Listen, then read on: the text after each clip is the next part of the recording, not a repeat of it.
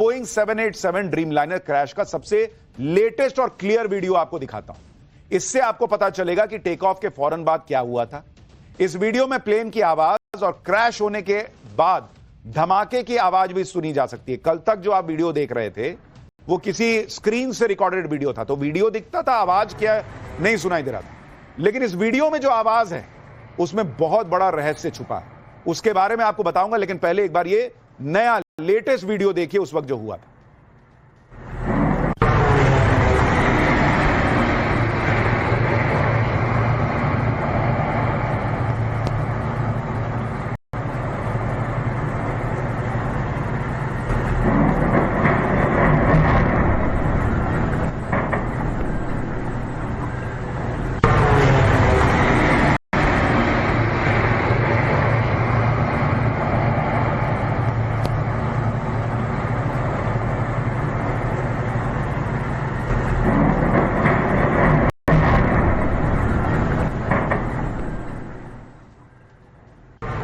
अब ये वीडियो कई एक्सपर्ट्स का कहना है कि बहुत अहम वीडियो है। इस वीडियो से प्लेन क्रैश की एक थ्योरी निकल के सामने आ रही, आपको उसके बारे में बताऊंगा। पहले क्रैश से ठीक पहले प्लेन की एक आवाज जो आ रही है उसे गौर से सुनिए। इस आवाज को ध्यान से सुनिए क्योंकि इसमें कई सारे क्लू मिल सकते हैं, ऐसा एक्सपर्ट्स का दावा है। एक बार ये वीडियो फिर से देखिए और इसमें जब प्लेन क्रॉस होता है, धमाके के वक्त तक नहीं, जब प्लेन क्रॉस हो रहा है तब सुनिएगा एक बड़ी घों करके आवाज आ रही है। जैसा कई बार ड्रोन उड़ता है ना, तो बहुत तेजी से जब पंखा घूमता है कोई छोटा सा, तो आवाज आती है घों करके। उस तरह की एक घों करके आवाज आ रही है। जरा एक बार उसको सुनिए, फिर आपको बताता हूं ये आवाज क्या हो सकती है, एक्सपर्ट्स क्या कह रहे हैं।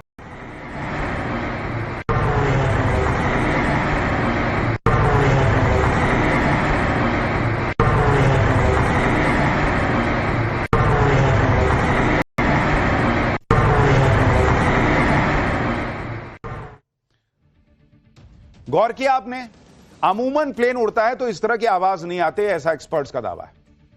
क्रैश से पहले प्लेन की आवाज कुछ अलग सी थी, जो प्लेन की सामान्य आवाज जैसी नहीं थी।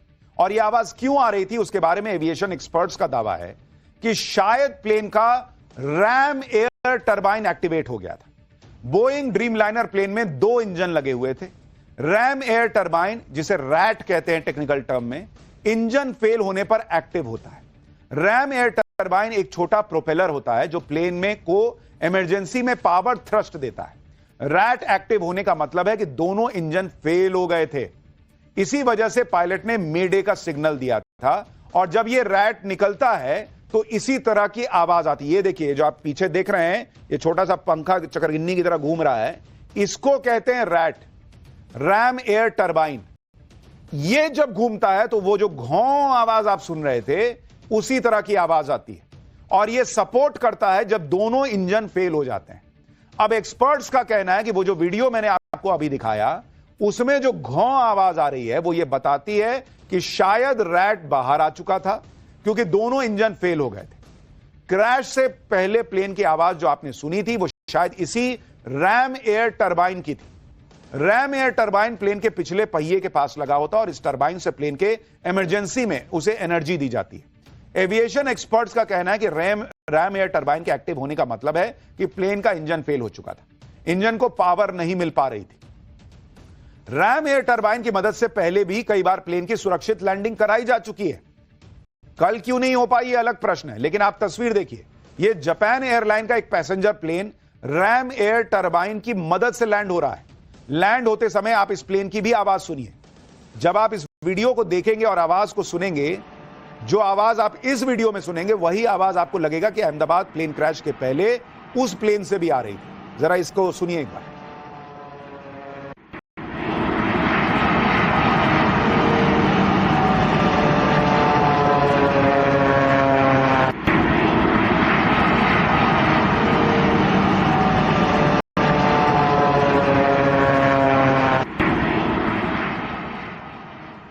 सुना आपने, इसमें भी जैसे छोटा पंखा बहुत तेजी से घूमता है वैसी गों आवाज आ रही है, सेम वैसी ही जैसे आपको सुनाई दी थी जो अभी मैं आपको वीडियो दिखा रहा था। एक बार अब अहमदाबाद वाला वीडियो दिखाइए एक बार फिर से, जिसमें वो आवाज आ रही थी। फिर मैं आपको एक और वीडियो दिखाऊंगा। अब दोनों आवाज को मैच करके देखिए, जिससे आपको पता चलेगा कि वही आवाज जो अभी आपने इसमें सुनी वही आपको अहमदाबाद में भी सुनाई दे रही थी, या उस हादसे के वक्त सुनाई दे रही थी या नहीं? एक बार सुनिए जरा उसको।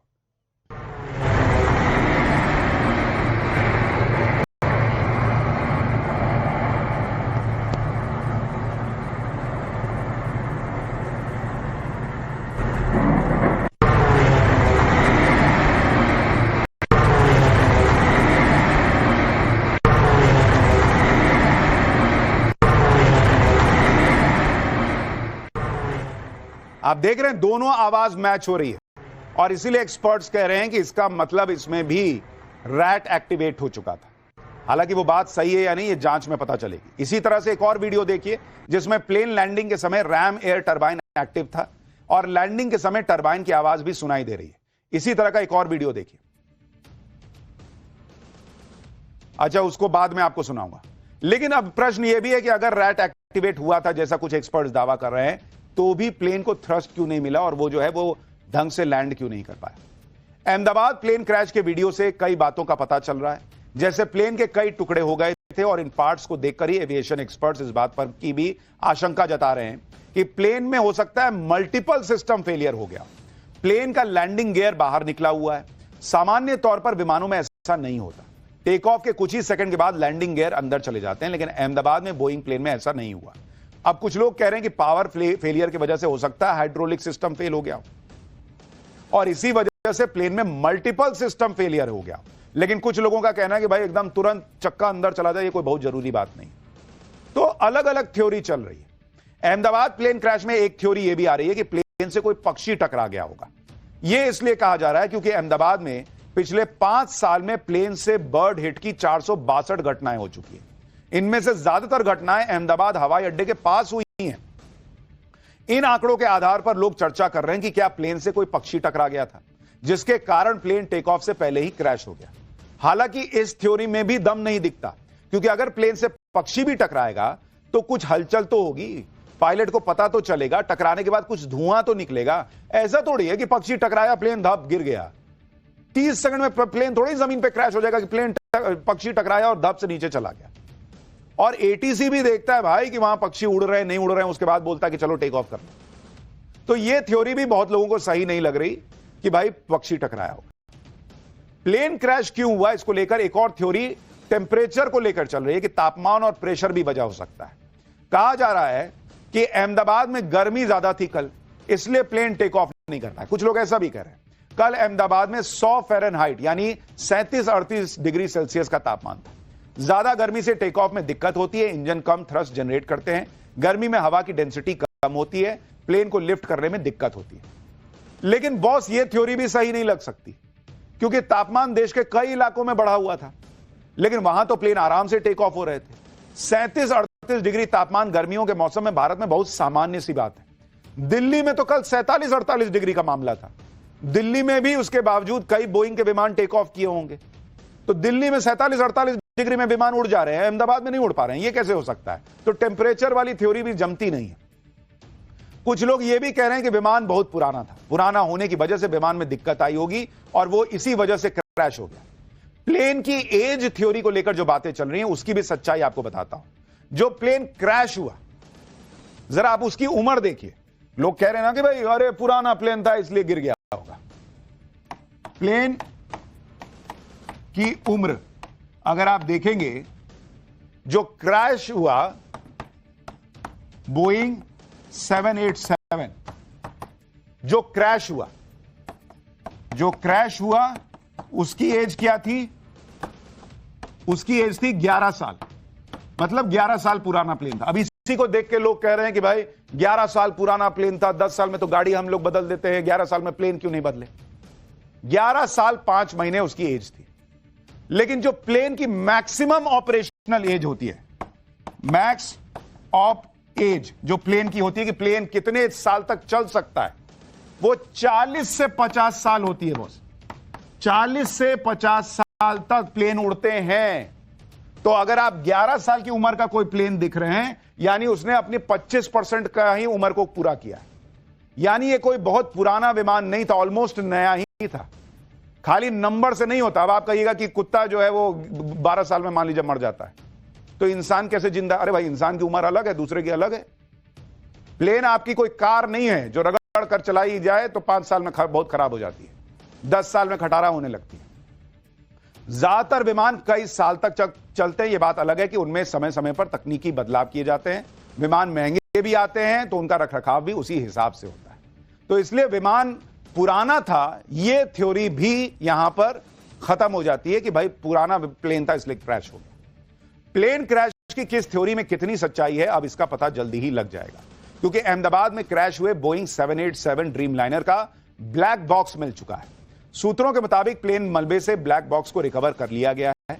AAIB यानी एयरक्राफ्ट एक्सीडेंट इन्वेस्टिगेशन ब्यूरो ने ब्लैक बॉक्स मिलने की पुष्टि भी कर दी है, जो इस खौफनाक प्लेन क्रैश की असल वजह से पर्दा उठा सकता है।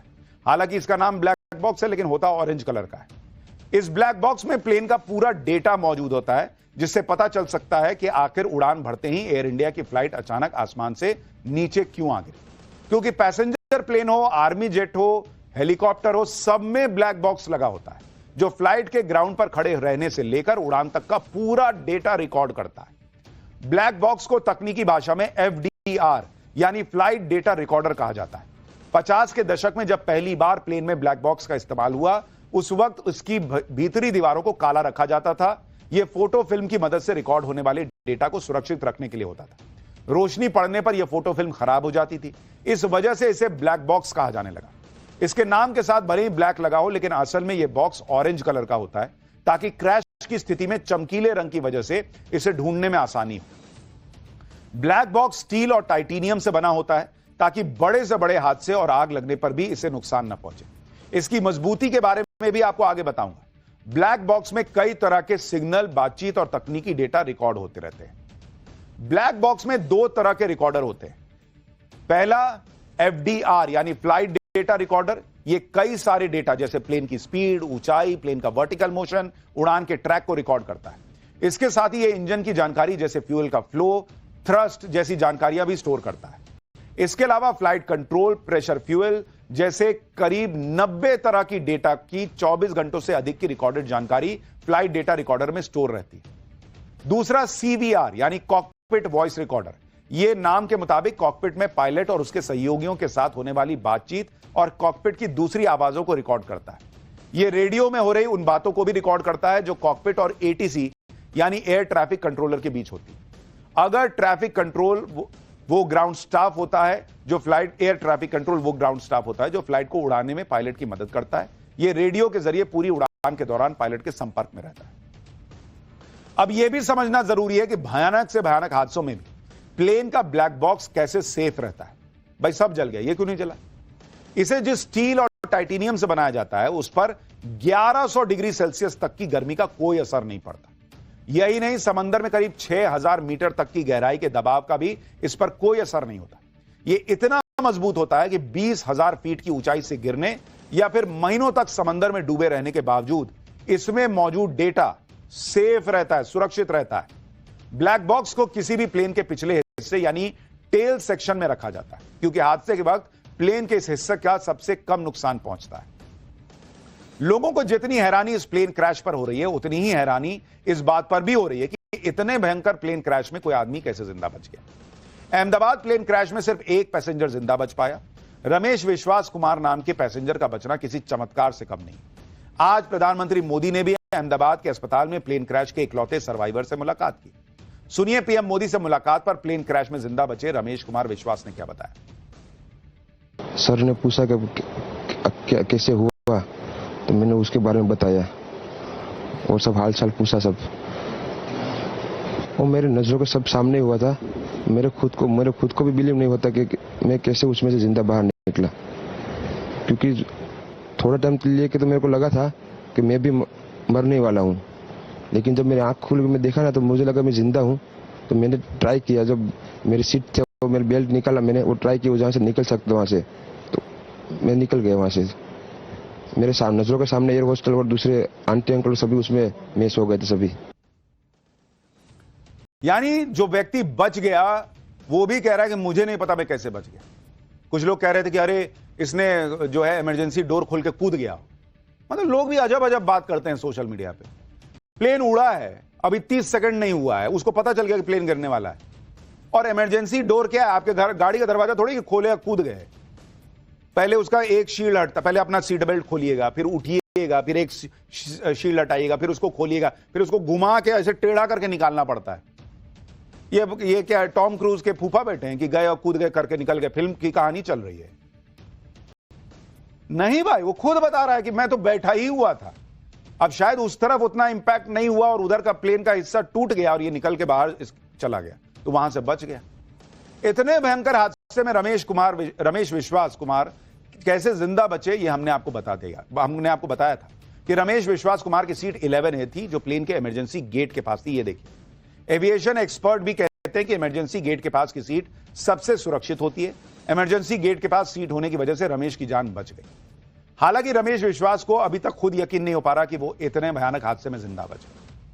अच्छा, एक चीज और देखिए, अब ये नहीं है कि कल से एकदम मारामारी कर दीजिएगा कि भाई मैं तो इमरजेंसी डोर के पास वाली सीट मिलेगी तो ट्रैवल करूंगा, तो नहीं करूंगा। इमरजेंसी डोर के पास भी और लोग भी बैठे थे, उसमें से सिर्फ रमेश जी बचे हैं। तो सिर्फ उस डोर के पास बैठ जाने से आप बच जाएंगे, ये कोई गारंटी नहीं है। इसीलिए इसको चमत्कार कहा जा रहा है कि वो बच गए। लेकिन आप सुनिए वो खुद क्या बता रहे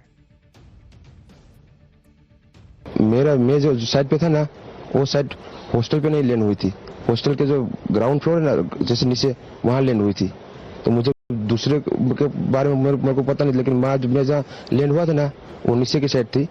तो जब वहां थोड़ा पेस भी था प्लेन के जब बाहर, तो जब जैसे मेरा डोर टूटा ना सब, तो मैंने देखा ना जब सामने कि थोड़ा इधर पेस है, मैं ट्राई कर सकता हूँ निकलने के लिए। तो मैंने ट्राई किया निकलने के लिए, तो फिर मैं निकल गया उधर, क्योंकि अपोजिट साइड पे था ना, वो बिल्डिंग का वो था ना दीवार, तो उधर से कोई शायद नहीं निकल सका होगा, क्योंकि उधर पूरा उधर ही क्रैश हुआ था।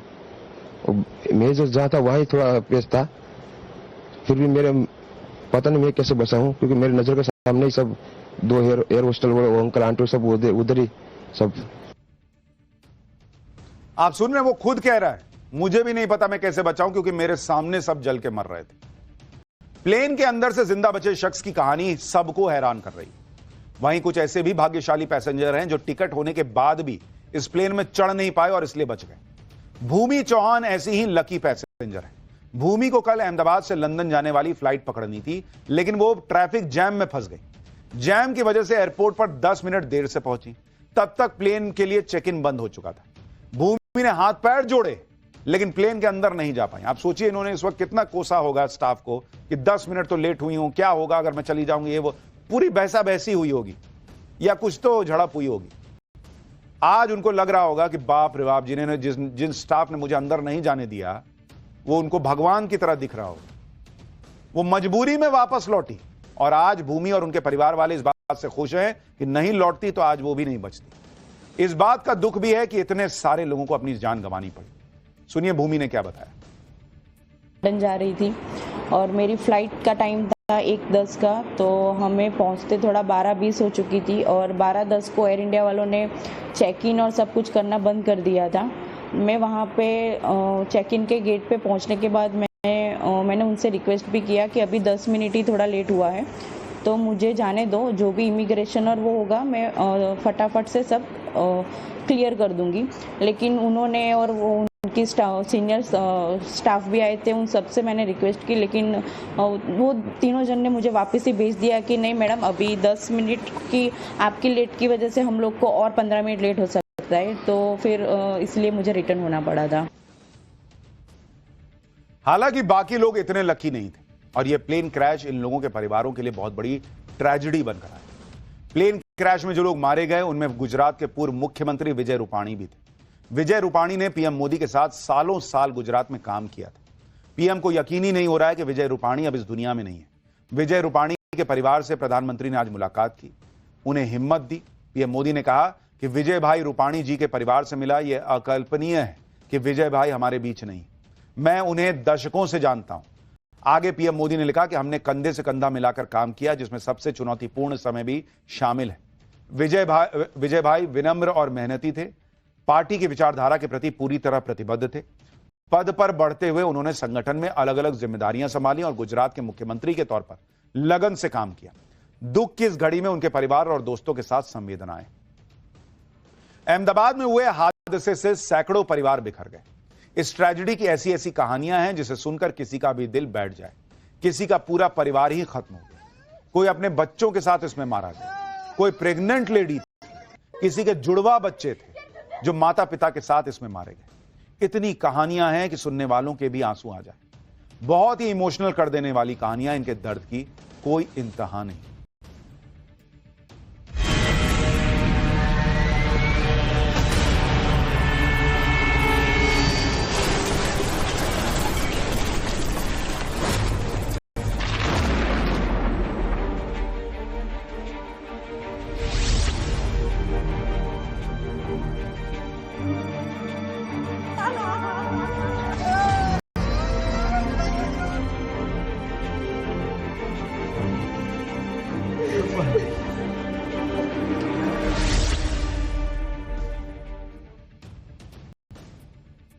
अहमदाबाद में जो हादसा हुआ उसमें 1 मिनट से भी कम का वक्त लगा। लोगों को चीखने तक का मौका नहीं मिला। लेकिन हादसे के बाद जो लोग पीछे छूट गए, उनकी चीखें, उनका दर्द अब हमेशा के लिए। वडोदरा के रहने वाले भाविक माहेश्वरी के घर में मातम पसरा हुआ। भाविक के पिता और दादा का रो रो कर बुरा हाल। पिता की हालत देखकर तो मोहल्ले के लोगों की हिम्मत नहीं हो रही कि सांत्वना देने भी जाएं तो कैसे। भाविक के दादा को अपने पोते को याद कर करके वो इतना रो रहे हैं कि उनकी तबीयत को लेकर लोग परेशान हो जाते हैं। भाविक माहेश्वरी की उम्र 25 साल थी। सोचिए, जिस घर में 3 पीढ़ियां हो, ये है भाविक, उसमें सबसे छोटा बच्चा चला जाए तो दादा पर, पिता पर क्या बीतेगी। भाविक की कहानी सुनेंगे तो आप भी भावुक हो जाए। भाविक लंदन में रहकर पढ़ाई कर रहे थे। कोर्ट मैरिज करने ही वडोदरा आए थे। उन्हें 2 दिन पहले ही कोर्ट में उन्होंने शादी की थी, 2 दिन पहले, और शादी के बाद अकेले ही लंदन जा रहे थे। भाविक का इस दिवाली में धूमधाम से शादी का प्रोग्राम फिक्स था। भाविक ने शादी के बाद पत्नी के साथ लंदन में बसने का प्लान भी बनाया था। लेकिन ना तो दिवाली आई और ना इस घर में मुझे लगता नहीं कि दिवाली बन पाएगी। सोचिए, भाविक से जिसकी शादी हुई थी उसके ऊपर क्या बीत रही होगी। 2 दिन पहले कोर्ट मैरिज हुई।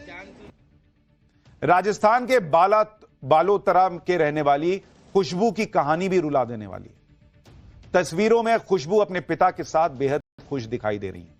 खुशी इस बात की थी कि वो लंदन में अपने पति के पास जा रही थी। खुशबू के पति लंदन में डॉक्टर हैं और दोनों की शादी 4 महीने पहले, अभी 4 महीने पहले, इसी 18 जनवरी को हुई थी। इसी के बाद से परिवार में खुशी का माहौल था। खुशबू पहली बार अपने पति के पास लंदन जा रही थी। ऐसा है, मुझे पता है, यही इंसानी फितरत है, तुरंत से 10 चीजें दिमाग में आती हैं। लेकिन कभी कभी ऐसे घटनाक्रम जो होते हैं ना, वो अंदर से हिला देते हैं। सोचिए